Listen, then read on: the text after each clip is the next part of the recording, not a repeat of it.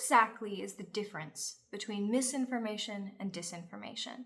Today I'm continuing our course on crisis preparedness, both for acute crisis and long-term crisis and instability. We are starting a portion of our course that delves into misinformation and disinformation, why it is so effective, why it seems to spread like a viral contagion, and how to combat it in both yourself and your collectives and your greater community. We're starting with defining some terms so that we're all on the same page as to what we are describing. So today I am describing misinformation, disinformation, and the difficulty in defining the idea of truth. Misinformation is incorrect and/or misleading information. It may exist without malicious intent. Disinformation is distinct from misinformation in that it is deliberately deceptive. When disinformation is used to serve a political agenda, whether state-sanctioned or not, it is considered propaganda. In January of 2024, the World Economic Forum identified misinformation and disinformation, propagated by both internal and external interests, that would widen societal and political divides as the most severe global risks within the next 2 years. I said that we were going to define truth. And one of the reasons that I'm doing this is because of how often people online argue, well, first you have to tell me what you consider the truth.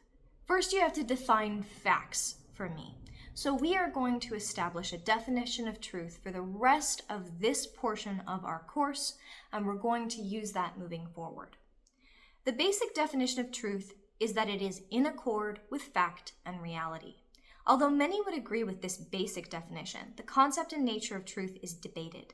It has become a major source of argument in philosophy, theology, sociology, law, science, and politics for thousands of years, and now it is a hotly debated topic in internet comments.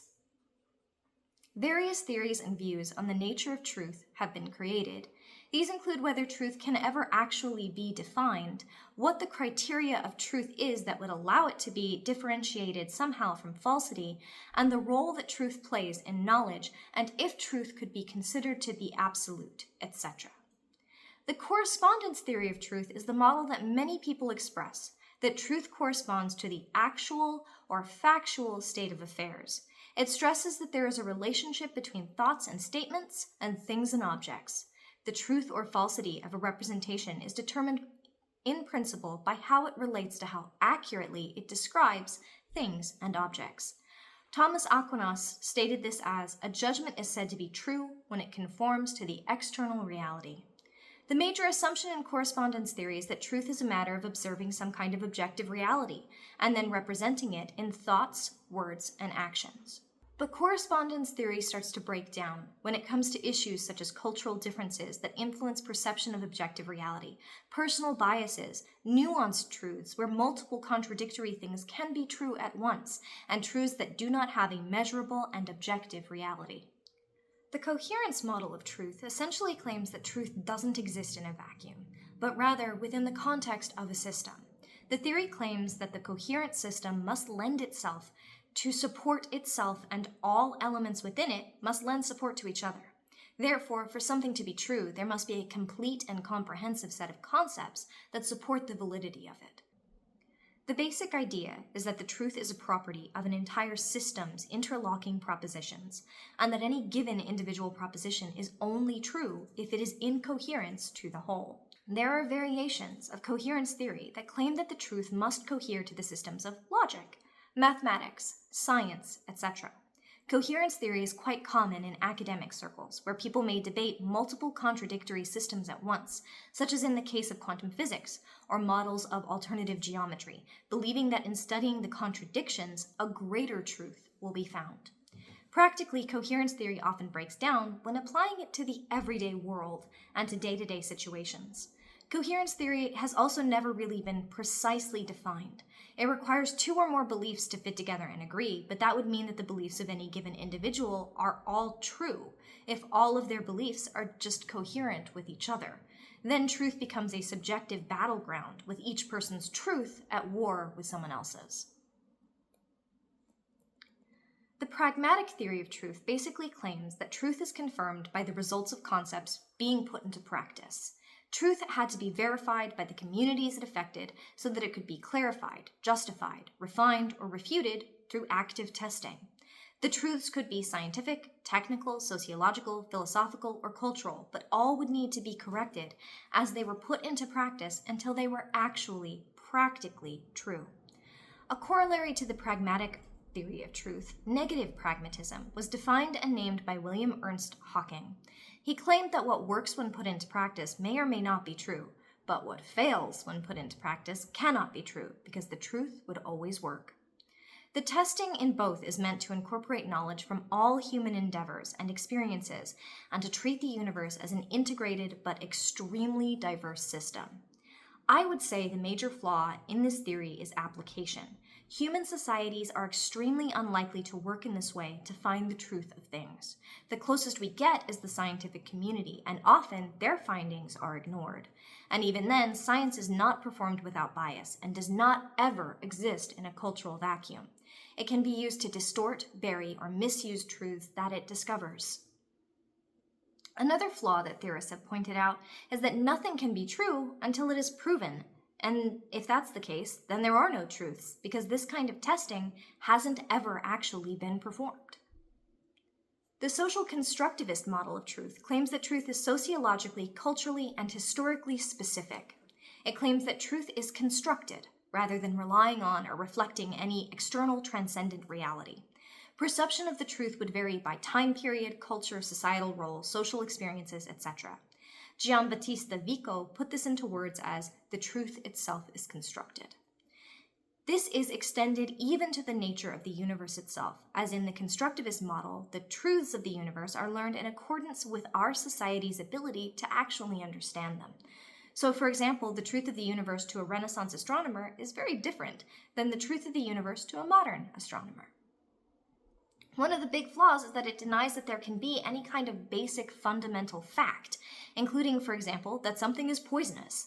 However, it handles questions of day-to-day truth in society and in various cultures quite well by recognizing that they vary from person to person and from culture to culture.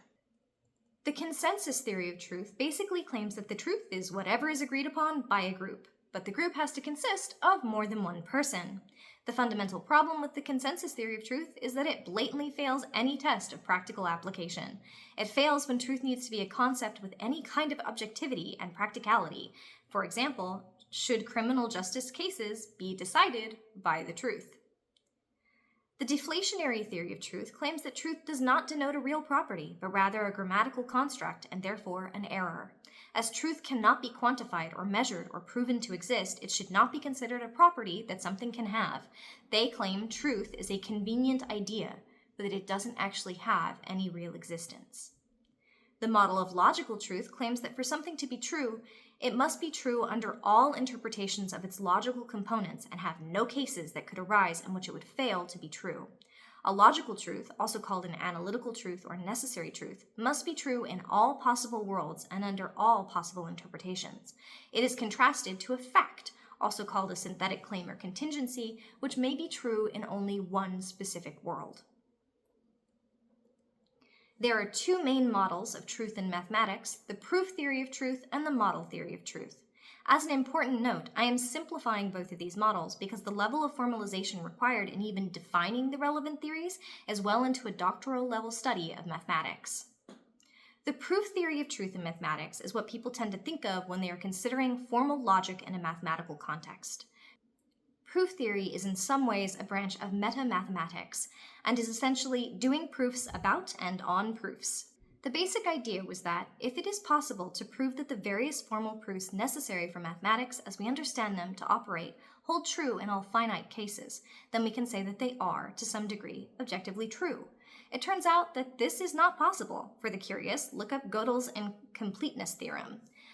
The resulting field of mathematics can be thought of as a search for a way to present and determine the truth of propositions. Essentially, it is an attempt to limit the necessary logical rules and/or assumptions necessary to determine that a given form of practically applied mathematics should be considered to be true. The model theory of truth, by contrast, is focused on determining truth by the consideration of examples. Note that the preceding statement is mostly false, but useful in attempting to understand the basic concept. The model theory considers formally defined mathematical structures and the different models in which the theory can be considered to be true. For example, the different examples where the foundational axioms are applicable. The models are then examined and attempts are made to expand upon their number, or determine why the limits are the way that they are. Essentially, it is an effort to see which formal structures are applicable in how many cases, to try to see how broadly a given form of practically applied mathematics should be considered true. Model theory is, broadly speaking, semantic. Kripke's semantic definitions are important for resolving the liar paradox, so will be covered in more detail. A primary goal of Kripke's semantic definition was to resolve the question of whether statements like "this sentence is false" should be considered true. He said that in order to establish truth and falsehood of propositional statements in a natural language, a language that came about naturally rather than being created with a specific purpose in mind, one should perform the following steps. First, list out all the propositional statements within the language that do not reference the concepts of truth or falsehood and define each as true or false. For example, the barn is red.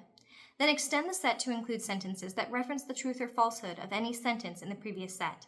The barn is red is false. Apply the second step recursively. The barn is red is false is true. Any propositional sentence not contained within the recursive set is considered ungrounded. It exists in a state which is neither true nor false. Therefore, "this sentence is false" is considered ungrounded and neither true nor false. This results in the immediate consequence of natural language being non-bivalent, meaning that they can contain propositions that are neither true nor false. Pluralist theories of truth claim that what makes something true will vary based on what that something is. So, for example, a scientific truth may be true when it holds up under the pragmatic theory of truth.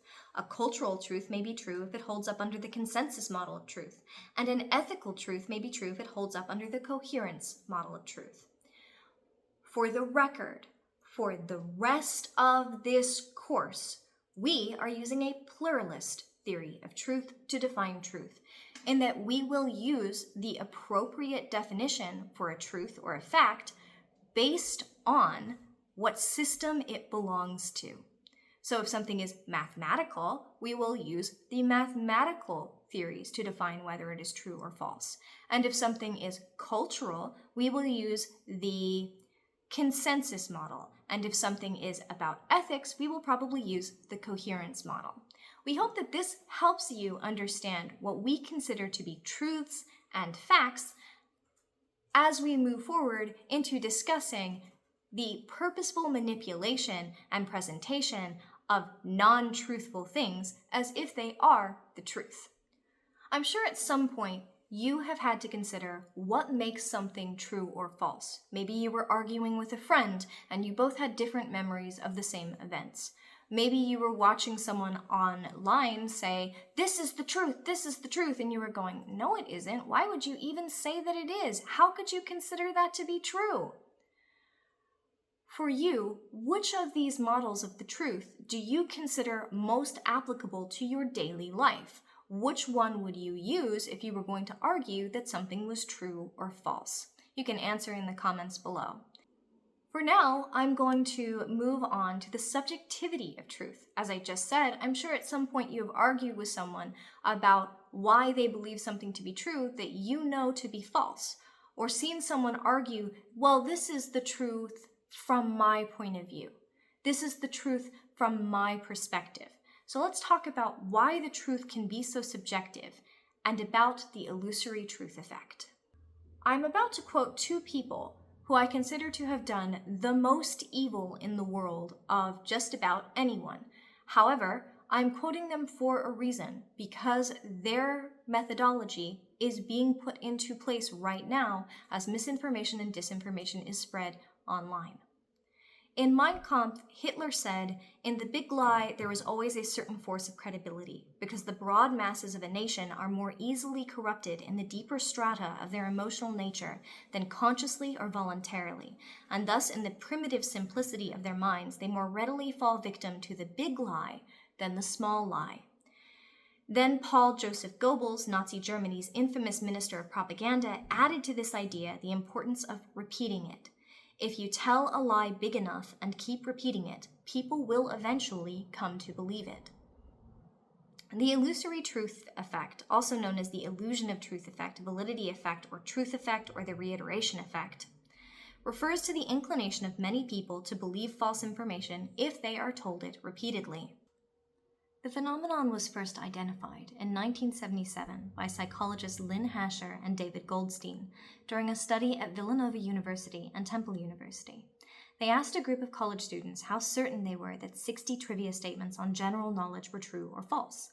They had to evaluate the 60 statements 3 times, 2 weeks apart each time. 20 of the statements were repeated each time, but 40 new ones were introduced. The researchers found that, regardless of whether the statement was true or false, the repeated statements were more likely to be considered true by the participants in the study. In a study performed in 1979 by Frederick T. Bacon called Credibility of Repeated Statements, Memory for Trivia, and published in the Journal of Experimental Psychology, Learning, Memory, and Cognition, found that even when participants in a study were told that the repeated statements were not more likely to be true than the unrepeated ones, they still perceived the repeated statements as being more true. Studies performed in 1981 and 1983 found that recently experienced information that is re-experienced will be perceived as more familiar than information that is novel. A study performed in 1992 by Ian Maynard-Begg, Anne Anas, and Susan Farinacci found that familiar information is then more likely to be perceived as truthful. In 1999, Rolf Weber and Norbert Schwartz found in a study that statements that are easier to read are even more likely to be perceived as true. In 2011, a study by Jason D. Azupko and Jonathan Fugelsang found that information retrieved from memory is more familiar to a person and thus produces an illusion of truth. The effect was more pronounced when statements were repeated twice, and even more so when they were repeated 4 times. Thus, the illusion of truth is very attached to memory.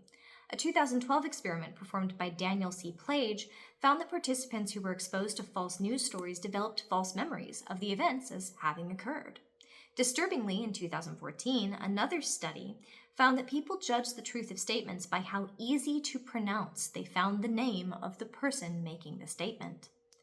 In 2015, Liz Fazio, the associate professor of cognitive psychology at Vanderbilt University, found in a study that prior knowledge does not protect against illusory truth.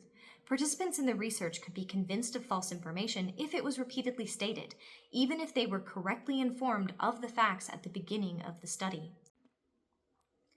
Even when participants knew the correct answer, they could be swayed by repetition. An example from the study is that participants were exposed to the statement, "Asari is the name of the short plaid skirt worn by Scots," and eventually came to believe it, even though these same people were originally able to correctly answer the question, "What is the name of the short pleated skirt worn by Scots?" Fazio and her team replicated the experiment again, and they got the same results. They then attributed this illusory truth effect to processing fluency, the facility in which people comprehend statements. They claimed that statements became easier to process, more fluent, relative to new statements via repetition. When an individual hears something for a second or third time, their brain responds faster to it, and they may mistake that fluency for truth.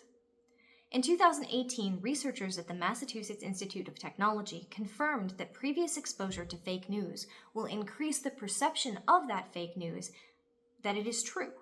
Even when the stories were flagged as contested, they were rated as more accurate after repeated exposure. This happened regardless of the person's political affiliation.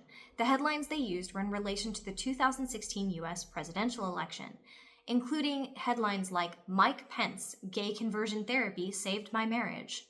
So, is there a limit to how effective this is? The same researchers found that some claims were too ridiculous, even when repeated, such as, "The Earth is a perfect square." Many studies found that as education increases, the chances that a person will believe misinformation and disinformation decreases. However, that does not mean that education protects a person against illusory truth. The underlying psychological mechanisms are still effective, no matter a person's education level. The aforementioned fluency of a piece of misinformation makes our brain prioritize it because it feels true no matter how educated we are. The subjective feeling of something being true was named truthiness by the comedian Stephen Colbert, the kind of truth that is found by looking it up in your gut. This is truthiness, truth that comes from the gut, not books. There is a growing body of evidence on how the truthiness of any given claim can be inflated, as in what makes people more likely to have a gut reaction and believe that it's true. A study in 2012 found that people were more likely to believe a claim is true when a decorative photograph accompanies it, or when there are a lot of irrelevant words included alongside the claim. Aaron Newman, a senior lecturer in psychology at the Australian National University, has also consistently found evidence of this. In one experiment, people were shown names of unfamiliar celebrities with the claim that either this famous person is dead or this famous person is alive. Adding a photo to the name, compared to just a name on its own, led people to be more likely to judge the claim as true, regardless of whether the celebrity was presumed dead or alive. Even making a statement more visible, and thus easier to process, makes it more likely to be judged as true. If the text is larger or bolded, people are more likely to believe it. The cognitive style a person has also has an influence on the illusory truth effect. A person's cognitive style is their characteristic mode of perceiving, thinking, remembering, and problem solving. It includes differences in how they learn, their cognitive, affective, and psychological behavioral method, their preferred activities, their reflection and impulsivity axis, their field independence versus dependence, and more. The more a person has an intuitive cognitive style, the more likely they are to believe illusory truths. The more someone has a reflective or questioning cognitive style, the less likely they are to. However, no one is foolproof against it, and almost everyone can learn to improve. Fluency is a necessary part of how the brain works. We need to be able to process information without learning it anew every single time. And relying on fluency when it comes to acting on information isn't always a bad thing. It's actually incredibly useful and necessary when fast judgments and decisions need to be made. Fluency is one of the cognitive functions that standard operating procedures rely on. So just because disinformation can make us believe something that isn't true just by having it be bolded and repeated over and over and over, doesn't mean that they can make us believe something happened that didn't happen, does it? Let's talk about the memory of false events. The relationship between memory and perceived truth is bidirectional. The more we remember having encountered a piece of information, the more likely we are to believe it, and also the more we encounter a piece of information, the more likely we are to remember it as being something we learned, even before we ever encountered that piece of information.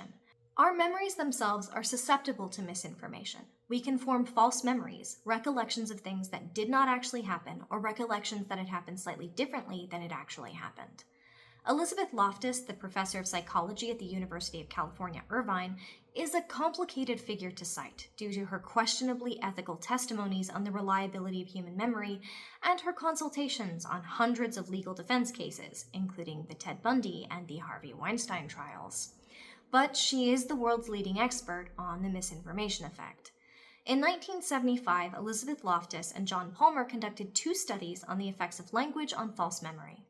In one of the studies, 45 participants were randomly assigned to watch different videos of a car accident, in which videos showed collisions at 20 miles per hour, or 32 kilometers per hour, 30 miles per hour, or 48 kilometers per hour, and 40 miles per hour, 64 kilometers per hour.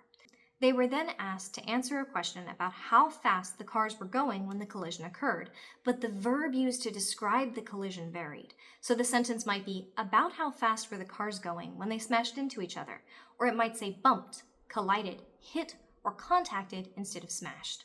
The participants did not match the speed of the collision described to what they actually observed, but rather to the language that was used to describe it. If more language was used, they said the speed was higher than it actually was. The words used to describe their own memories changed their memory of what they had watched. The second experiment also showed the participants in the study videos of a car accident. The phrasing of the follow-up questions were very influential on participant responses. 150 participants were randomly selected to 3 differently phrased questions. Those in the first condition were asked the same question as the first study, but used the verb smashed. The second group was asked the same question as the first study, but used the verb hit. The final group was not asked about the speed of the crashed cars. The researchers then asked the participants if they had seen any broken glass, even though there was no broken glass in the videos that they had watched.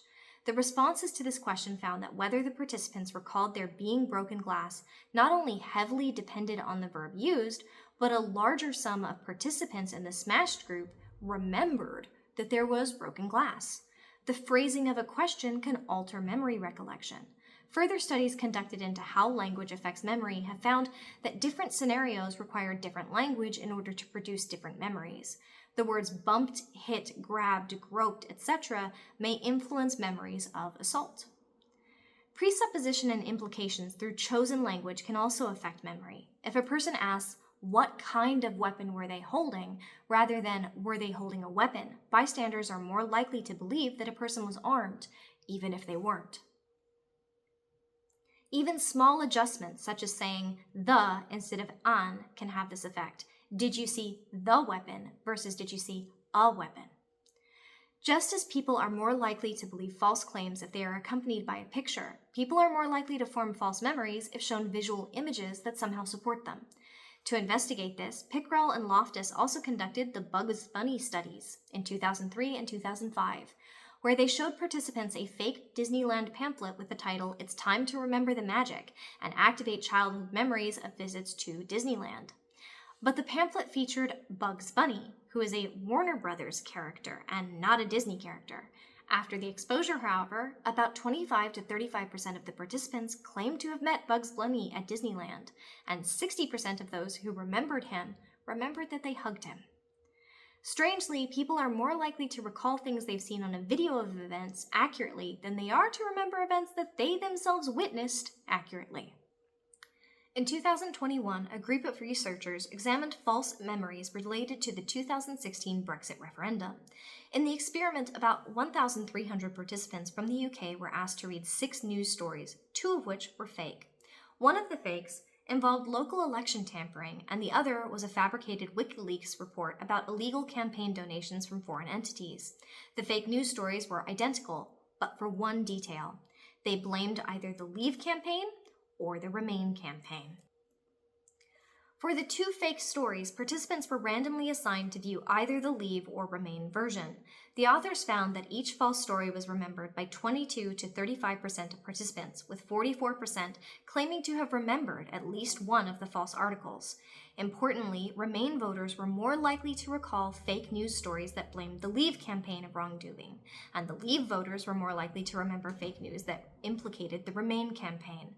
For example, one 54-year-old Remain voter in the Leave condition reported remembering the fake WikiLeaks story about foreign donations to the Leave campaign. When asked to elaborate, she said, "It confirmed in my mind that outside interference in British politics is now deeply entrenched." So why does this happen? The fuzzy trace theory was proposed by Valerie Reyna and Charles Brainerd in the 1990s. Memory retrieval by the brain relies on relational processing, which associates concepts with each other. The fuzzy trace theory claims that, due to relational processing, there are 2 ways the brain stores representations of memory: verbatim and gist. Verbatim representations of events match to specific individual occurrences. An example of this would be, "I do not like chocolate candy because I ate so much that I threw it up." Verbatim representations are literal, precise, and exact. Gist representations match to general inferences and are often value judgments as well. An example of this would be, "I do not like chocolate candy because chocolate candy is bad." Gist representations are fuzzy, they're general, they're abstract. A study has found that information that is remembered in gist form is easier to manipulate into being false. One theory as to why memory is so fallible is that long-term memories are stored in the synapses, the connections between 2 neurons that allow the neurons to communicate and control the flow of information in the brain. The brain has about 1 billion neurons, each connected to thousands of neurons, with trillions of possible connections. This creates a storage capacity of over 1 million gigabytes. However, the rate at which we commit information to long-term memory is very slow. This causes selective memory. We keep the memories that we think about the most often. Elizabeth Loftus proposed the skeleton theory of memory after performing an experiment with 150 subjects from the University of Washington. The skeleton theory claims that memory retrieval is split into the acquisition processes and the retrieval processes. During acquisition, a person observes and interacts with the world, with some stimuli being focused on and other not, as the information that a person can focus on compared to all the information that is actually occurring is rather limited. We have a limited range that we can focus on at any given time. The person selects their focal point and acquires more information. Then that visual information is sorted into statements and descriptions, which represent a collection of concepts and objects and the links between the event occurrence and the recall. Then the perceptions combine with and are filtered by external information that is provided before or after the interpretation of the stimuli. This subsequent set of information can then reconstruct the memory. The retrieval process in this model occurs in 2 steps. First, the memory and imagery are regenerated, which is limited by what the person paid attention to, along with the information provided before or after the observation. Second, the linking is initiated by a statement or description response, which tries to make sense of what had been observed. This retrieval process results in either an accurate memory or a false memory. I want to stop here and just note that our understanding of the human mind is actually extremely limited, and our understanding of how memory works is really still in the research phase. And it may be that different people have different kinds of brains that all process and retrieve memory slightly differently. However, there are some observable things that are constant across the vast majority of humans, including individual factors that make the formation of false memories more likely to occur. Like with illusory truth, people have individual differences that can cause them to be more or less likely to form false memories. These include whether or not someone is likely to recognize that their memories might be false and self-evaluate, pre-existing beliefs about the fallibility and infallibility of memory, their attachment style, cultural influences, and more. Creative imaginations are more likely to do so than non-creative ones. People who disassociate are also more prone to create false memories, as they didn't always form any to rely on in the first place. People who believe that they have excellent memories are also more likely to form false memories. Another study in 2005 by Justin Storbeck and Gerard L. Clore sought to understand how changes in mood affected the retrieval of false memories. After using the measure of a word association tool called the Rees-Roediger-McDermott paradigm, participants were manipulated into being positive, more negative, or having a neutral mood. Positive moods cause the participants to rely more on gist memory and demonstrate false memory effects, whereas negative moods were more likely to cause the subjects to use item-specific processing, and thus they were less likely to form false memories. People who are under social pressure are more likely to form false memories. If the social pressure comes from a perceived authority, they are even more likely to accept false memories. People who are sleep-deprived are far more likely to demonstrate high rates of false memories compared with well-rested people. PTSD, CPTSD, and trauma can all affect the likelihood of forming false memories. People with traumatic histories or people who have undergone acute trauma are more likely to be vulnerable to memory deficits. However, we're going to get into this in more detail because it turns out that it's actually far harder to manipulate the memories of someone's traumatic event than might be assumed based on that bit of information. That concludes our quick exploration of the difficulty of defining truth and how truth itself can be manipulated.